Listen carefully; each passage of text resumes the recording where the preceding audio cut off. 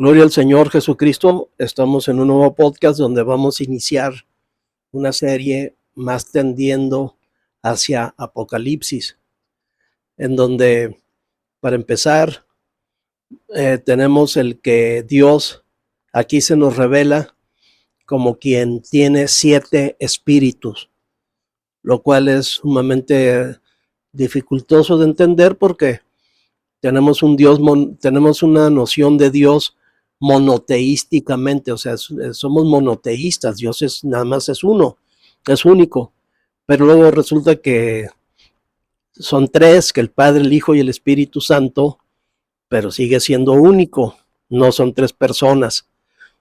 Y luego dice que son los 7 espíritus de Dios, que aquí vamos a empezar a ver con la querida mi hija fraterna. Apocalipsis 3:1. Escribe al ángel de la iglesia en Sardis, el que tiene los 7 espíritus de Dios. Apocalipsis 5:6. Y miré, y vi que en medio del trono y de los 4 seres vivientes y en medio de los ancianos estaba en pie un cordero como inmolado, que tenía 7 cuernos y 7 ojos, los cuales son los 7 espíritus de Dios enviados por toda la tierra. Enviados por toda la tierra, 7 espíritus de Dios. En Isaías habíamos visto que vienen esos 7 espíritus, que acá en Apocalipsis están repartidos por toda la tierra, pero sobre todo en temporadas, o sea, están distribuidos de acuerdo a la historia previa que nos narra respecto al conglomerado de creyentes al cual Pablo, impresionado por el ayuntamiento en Grecia, donde había democracia, y que le llamaban en griego al Congreso, le llamaban eclesia, pues él le gustó el término y le puso así el conglomerado de creyentes, aunque sabemos que tenemos muchísimas más acepciones para nominar, para que la palabra nos nomine. Pero en este caso, aquí para economía, pues vamos a ver a las 7 iglesias que estaban en el Asia Menor del antiguo Imperio Romano, una región especial del antiguo Imperio Romano, donde hay 7 ciudades cuyos nombres tienen mucho significado. Ahora bien, hay 2 corrientes de pensamiento de interpretativo en esto. Una que es ajustando toda la escritura a la vivencia personal del creyente, o sea, de cada uno. Tenemos esa misma vivencia. Y otra que es ajustada o aplicada al conglomerado de todos los creyentes universalmente hablando, a lo cual se le llama la eclesia. Muy bien, empezamos por Apocalipsis 1 en adelante.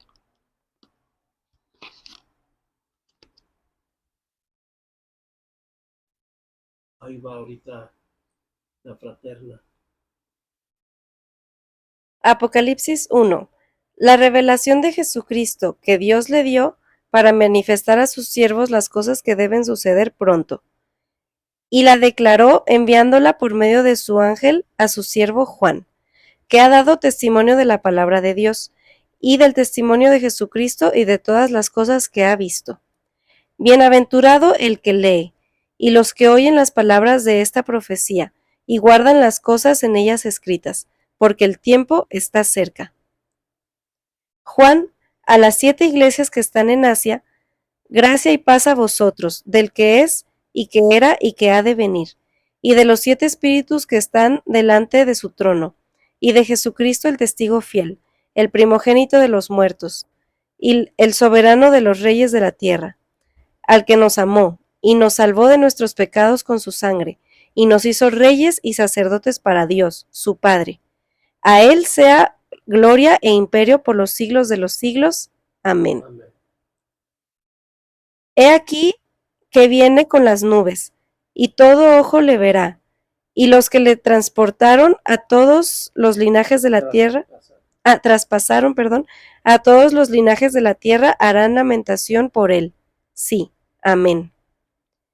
Yo soy el Alfa y el Omega, principio y fin, dice el Señor, el que es y que era y que ha de venir, el Todopoderoso.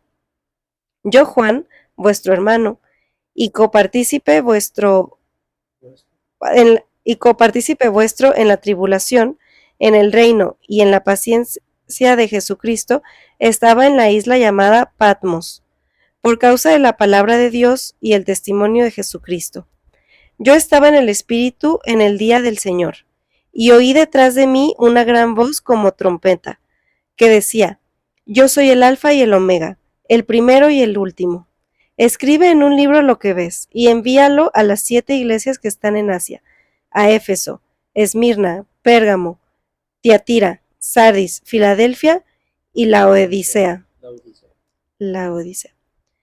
Y me volví para ver la voz que hablaba conmigo, y vuelto vi 7 candeleros de oro, y en medio de los 7 candeleros a uno semejante al Hijo del Hombre, vestido de una ropa que llegaba hasta los pies, y ceñido por el pecho con un cinto de oro. Su cabeza y sus cabellos eran blancos como blanca lana, como nieve, sus ojos como llama de fuego, y sus pies semejantes al bronce bruñido, refulgente como en un horno, y en su voz como estruendo de muchas aguas. Tenía en su diestra 7 estrellas, de su boca salía una espada aguda de 2 filos, y su rostro era como el sol cuando resplandece en su fuerza. Cuando le vi, caí como muerto a sus pies, y él puso su diestra sobre mí, diciéndome: No temas, yo soy el primero y el último, y el que vivo y estuve muerto. Mas he aquí que vivo por los siglos de los siglos. Amén. Y tengo las llaves de la muerte y del Hades. Escribe las cosas que has visto, y las que son, y las que han de ser después de estas. El misterio de las 7 estrellas que has visto en mi diestra y de los 7 candeleros de oro. Las 7 estrellas son los ángeles de las 7 iglesias, y los 7 candeleros que has visto son las 7 iglesias. Muy bien, entendemos pues que en Apocalipsis, renglón por renglón, casi frase por frase y palabra por palabra, está repleto de significados. Pero aquí por economía vamos a centrarnos en algunos de ellos nada más, como el hecho de que nos hizo reyes y sacerdotes para Dios su Padre. ¿Cuándo fuimos nosotros a estudiar algún seminario para ser sacerdotes? Porque la iglesia, la religión católica nos ha corrompido los términos. Y ahora cuando mencionamos un sacerdote nos imaginamos un individuo con una sotana negra y en fin, ¿no? Pero no, el sacerdocio es otra cosa distinta, y acá es un sacerdocio en el espíritu. El Señor es el sumo sacerdote, nuestro Señor Jesucristo, y al entrar a nuestro espíritu nos transmitió, nos transfirió ese sacerdocio, por eso lo somos. El Señor es el Rey, por eso también nosotros lo somos. Él es el primogénito y también somos los primogénitos. O sea, todo lo que el Señor es y tiene y hace, lo somos nosotros, porque nos lo transmite de su espíritu a nuestro espíritu, pero queda en nuestro espíritu, no en nuestra alma, que es el hombre exterior, y en nuestro cuerpo, que es el hombre de más afuera, no en nuestro ego, todo es en nuestro espíritu. Muy bien, entonces, dice las cosas que están por suceder. Sí va a hablar aquí de manera profética, anticipando el futuro, está como contando la historia de la iglesia a través de los siglos de manera anticipada. Es un reporte previo de qué había de pasar con la manifestación de la iglesia en la tierra, acá entre nosotros los creyentes, los tipos de conciencia que hemos venido adquiriendo según va pasando el tiempo, porque pues en el primer siglo no había Biblias, no circulaban como ahora a pasto. Por eso Pablo andaba buscando personas que fueran óptimas para hacer el depósito de la doctrina en ellos, porque era de tradición oral, no había nada escrito. Era muy raro que hasta entre los judíos circulara los rollos del Antiguo Testamento en las sinagogas, mucho menos las cartas que apenas estaban escribiendo, todo el Nuevo Testamento. Bueno, entonces, el ánimo, el espíritu, el ángel de cada etapa de la iglesia tiene mucho que ver con el nombre de la ciudad. En su soberanía Dios se las ingenió para que, por ejemplo, dice, escribe al ángel de la iglesia en Éfeso. Escribe al ángel de la iglesia en Éfeso. Pero si los ángeles no saben leer ni escribir ni necesitan, no se refiere a un ángel espíritu individual, sino al tipo de conciencia que se tenía en ese primer siglo de la iglesia. Adelante, fraterna. Apocalipsis 2, 1, 7. Escribe al ángel de la iglesia en Éfeso, el que tiene las 7 estrellas en su diestra, el que anda en medio de los 7 candeleros de oro, dice esto: Yo conozco tus obras, y tu arduo trabajo y paciencia, y que no puedes soportar a los malos, y has probado a los que se dicen ser apóstoles y no lo son, y los has hallado mentirosos, y has sufrido, y has tenido paciencia, y has trabajado arduamente por amor de mi nombre, y no has desmayado. Pero tengo contra ti que has dejado tu primer amor. Recuerda, por tanto, de dónde has caído y arrepiéntete, y haz las primeras obras, pues si no, vendré por ti, y quitaré tu candelero de su lugar, si no te hubieras arrepentido. Pero tienes esto, que aborreces las obras de los nicolaitas, los cuales yo también aborrezco. El que tiene oído, oiga lo que el Espíritu dice a las iglesias.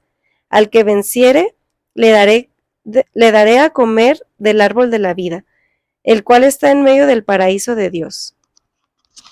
Amén. El árbol de la vida que quedó allá en Génesis, que es metafórico, obviamente, no era un árbol físico, como tampoco el árbol del conocimiento del bien y del mal, es una metáfora, pues. El árbol del conocimiento del bien y del mal, pues es Satanás, y el árbol de la vida, pues es el Señor Jesucristo. Entonces, no teníamos, cuando nos caímos, Dios puso un querubín protector alrededor del árbol de la vida y una espada de fuego revolvente para que el hombre así caído no tocara el árbol de la vida, no comiera de él y viviera eternamente así caído. Fue una protección. Pero acá ya nos está hablando el Señor de que nos dará a comer, nos dio a comer ya del árbol de la vida. Se restauró la dieta espiritual magnífica, que es la que nos llena de Cristo, que es mi carne es verdadera comida y mi sangre es verdadera bebida. El que de mí comiere no tendrá hambre jamás. Hambre espiritual, pues vamos a ser llenos, no como antes cuando andamos sin Cristo y sin Dios y sin los pactos de la promesa en el mundo de nuestros delitos y pecados. Traíamos un vacío tremendo, angustiante, y de ahí se surgen todas las enfermedades mentales y todos los vicios. Pero el Señor nos rescató a su tiempo y aquí nos está declarando que nos dará a comer del árbol de la vida. Éfeso, la ciudad, quiere decir, el nombre quiere decir deseable, que es la iglesia en su manifestación terrenal como Dios la deseó, con todos los servicios, con todos los dones, con toda la predicación del evangelio, como Dios la deseó, pero se distrajeron con la obra y lo que quería el Señor era mayor calidad de la adoración hacia Él, porque el esposo lo que quiere es que la esposa esté con Él, no que ande distraída con la obra. Y él tiene contra Éfeso eso, que descuidó al Señor, el amor, el primer amor, el mejor amor, por andar en la obra. Dios prefiere el primer amor, obviamente. Entonces le dice que se arrepienta y que vuelva a hacer las primeras obras, si no quitará su candelero, o sea, su brillo, porque el ángel de cada iglesia es el estado de conciencia espiritual respecto a Cristo y a Dios que cada periodo de la iglesia hasta la fecha va teniendo. Esos son los 7 espíritus de Dios. En la primera, que es Éfeso, opera el espíritu de Jehová, porque ahí no había que escritos, no había doctrina escrita todavía, la estaban apenas haciendo. Entonces eran guiados directamente por el Espíritu del Señor. Por eso ahí opera el Espíritu de Dios, el Espíritu de Jehová directamente. Luego nos vamos a ver hasta cuál iglesia alcanzamos a ver hoy para no saturarnos, pero tenemos la segunda, que es Esmirna. Y escribe el ángel de la iglesia en Esmirna. El ángel no es un espíritu individual, sino que es un estado de conciencia, porque los ángeles no saben leer ni necesitan.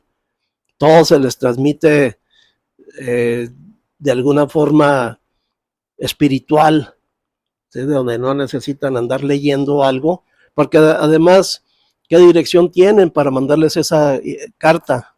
A ver, fraterna, léele. Apocalipsis 2, 8, 11. Y escribe al ángel de la iglesia en Esmirna, el primero y el postrero, el que estuvo muerto y vivió, dice esto: Yo conozco tus obras, y tu tribulación, y tu pobreza, pero tú eres rico, y la blasfemia de los que se dicen ser judíos, y no lo son, sino sinagoga de Satanás. No temas en nada lo que vas a padecer. He aquí, el diablo echará a algunos de vosotros en la cárcel, para que seáis probados y tendréis tribulación por 10 días. Sé fiel hasta la muerte, y yo te daré la corona de la vida. El que tiene oído, oiga lo que el Espíritu dice a las iglesias. El que venciere no sufrirá daño de la segunda muerte. Muy claro, Esmirna quiere decir sufrimiento. Es como Miriam, como María. Es luto, es sufrimiento, es mirra. Y la mirra era para embalsamar a los cadáveres. Bueno, entonces tenemos a Esmirna, que estuvo bajo la persecución del Imperio Romano. Esto corresponde, así como Éfeso correspondió al siglo I, Esmirna corresponde al siglo II y III, según los estudiosos de las escrituras, que hay cientos de miles en estos 2000 años, y todos concuerdan con esta narrativa. Luego veremos qué significa para la experiencia individual de cada creyente. Pero por lo pronto vamos así a vuelo de pájaro, ya retornaremos cosa por cosa, pero ahorita vemos que le dice: yo estuve muerto y viví. O sea, les está dando un consuelo: no teman al que puede matar al cuerpo y después de eso nada puede hacer. Nada más matar el cuerpo y luego ya después nada. Ya no tienen poder más allá, porque nada más aquí en la tierra se les es permitido matar gente. Y dice que es sinagoga de Satanás a los judíos, porque ya habían dejado de ser, ni siquiera ya eran la sombra del verdadero Israel que somos nosotros ahora en el Nuevo Testamento, como dice en Jeremías 31, más o menos en el versículo 33. Bueno, entonces ya dejaron de ser la sombra de nosotros que somos el verdadero Israel. Entonces, ya son pues sinagoga de Satanás. Desde que resucitó el Señor ya ni siquiera son sombra. Y por eso, si desde antes ya habían llegado muy a la caída los judíos al momento en que el Señor se manifestó, de tal manera que lo rechazaron, y pues eran malignos, los mismos que andaban disfrutando de sus milagros y de la transformación de peces y de panes son los que gritaban que lo crucificaran ahí. Es decir, por eso habla de la sinagoga de Satanás, hasta dónde llegaron a caer, y véanlos ahora, pues es más confirmado que así son. Bien, entonces aquí le da, no tiene ningún tipo de reprensión para Esmirna el Espíritu.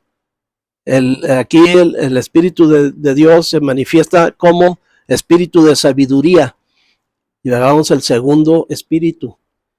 Entonces tenemos pues que ahora vamos a ver a Pérgamo rápidamente para terminar. Y escribe el ángel de la iglesia en Pérgamo. Apocalipsis 2, 12. Y escribe al ángel de la iglesia en Pérgamo, el que tiene la espada aguda de 2 filos, dice esto.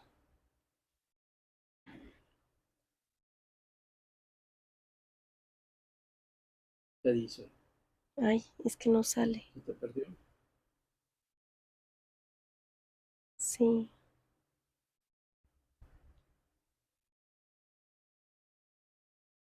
Ah, aquí está.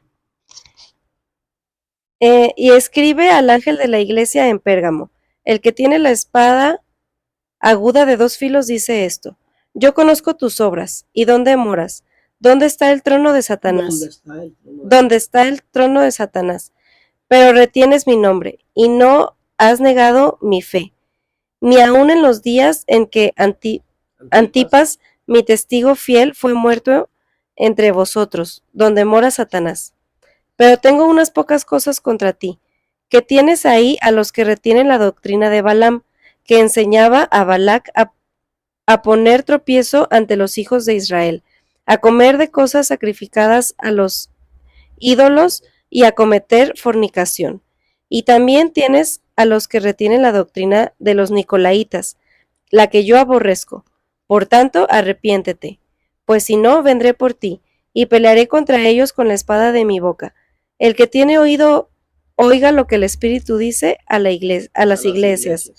Al que venciere, daré a comer del maná escondido, y le daré una piedrecita blanca, y en la piedrecita escrito un nuevo nombre, el cual ninguno conoce sino aquel que lo recibe. Muy bien, pues vamos a dejar hasta aquí la interpretación de esta tercera eclesia, que es un tercer periodo. Lo vamos a tratar en el siguiente podcast. Este periodo comprende el siglo IV principalmente. Así que estaremos pues continuando en una siguiente emisión del podcast del Evangelio. Gracias.